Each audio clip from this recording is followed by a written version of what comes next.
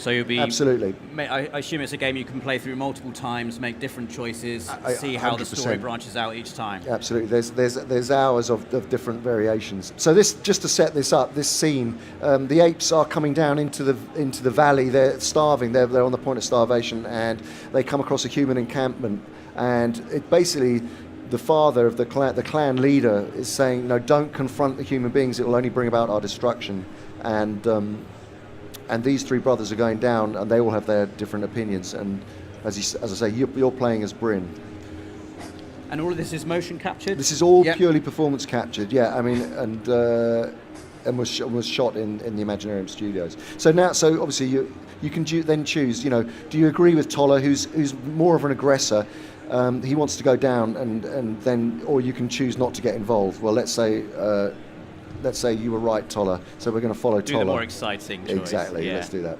How have you found that performance capture has evolved over the years? Obviously, you were heavily involved with things like Lord of the Rings back in the day, and it's really kind of exploded since then, and it's now very prevalent in video games as well. What's it like now working and seeing performance capture appearing in games like this now? It must be really exciting. It's thrilling, because it really does prove that performance capture sits right in the middle of transmedia storytelling, and can be used, as I say, in so many different platforms now. And it's acted performances which have great levels of. Hold on, so we must not take them. So you can either choose to come back, or this will be easy. Let's say this will be easy. Let's be more aggressive here.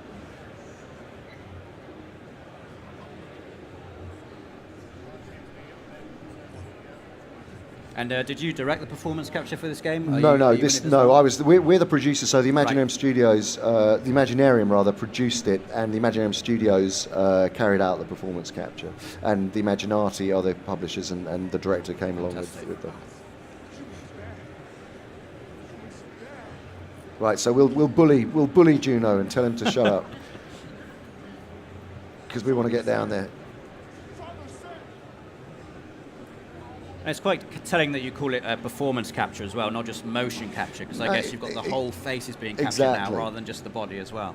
Exactly. So let's reassure him. Juno, trust me, come on. Let's get down there.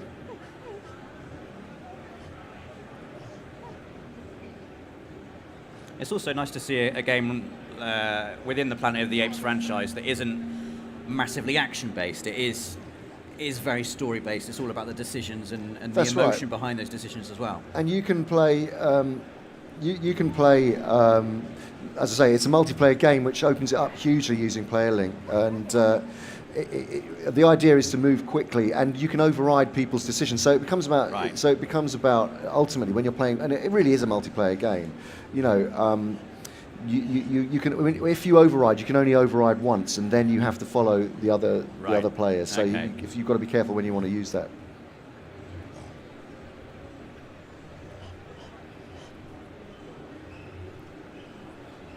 Let's deal with the humans. We're doing a very aggressive. We're going straight for it. Yeah. But the thing is, it is about survival ultimately. This game, and there is jeopardy in there for all the characters.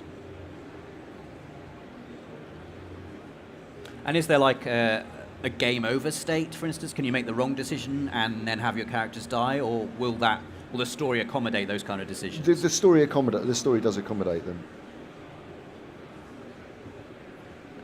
Okay, we're going in. I mean, it is a very moody kind of, you know, immersive game, which kind of does require an environment that's going to support that. So this is perhaps the best one for this, but it really is. It's about tension building as well. Yeah. You know, it really does get quite tense as you're going through it. And as I say, you can actually play this completely from the perspective of human beings. So you could be playing as the humans in this scene. Absolutely. Right. And when you've got 4 players playing together, you said you could override decisions. Do you all have to agree on a certain course of action before the story can move forward? Sorry, hold on a sec. Hold X. There we go. Oh, shoot.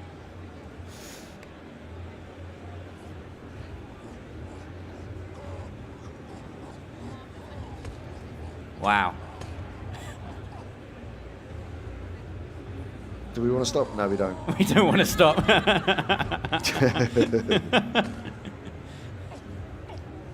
So I like that somehow choosing to do nothing can be a decision in itself. Well, it can. I mean, going back to your point, you can. So it encourages debate, and Yes. it encourages, and it can get quite heated.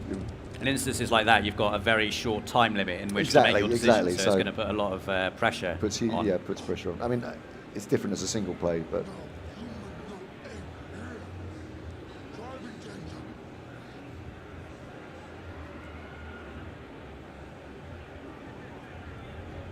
Okay, so let's accuse Toller. Let's see what's going on here.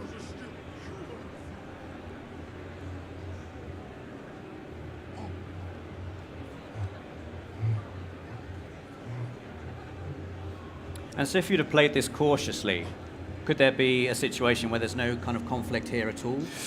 There is. I mean, it'll creep back in. It'll creep back Yeah. in. So you're always under pressure.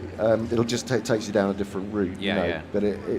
But there, yeah. I mean, the jeopardy comes with the disagreement within the group. Sure.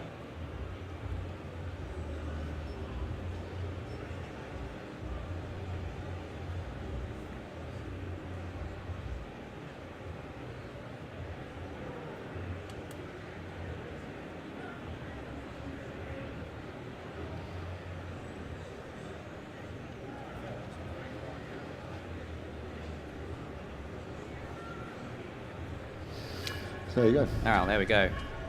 So have we reached the end of our demo now, or? So this is going into the human camp now. Oh, okay. Mikey, what happened? Mikey, what the Okay, hell happened? this is where we